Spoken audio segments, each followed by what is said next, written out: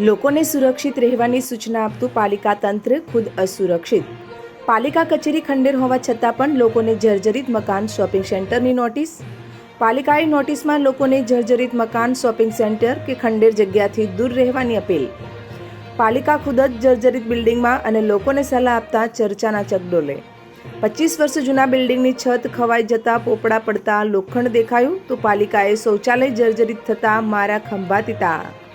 2 દિવસ પહેલાં જ પાલિકામાં પોપડા પડતા કર્મચારી હાજર ન હોવાથી થયો હતો બચાવ તો પાલિકાના કર્મચારી અને અરજદારને પાલિકાનું બિલ્ડિંગ લાવી શકે અણધારી આફત.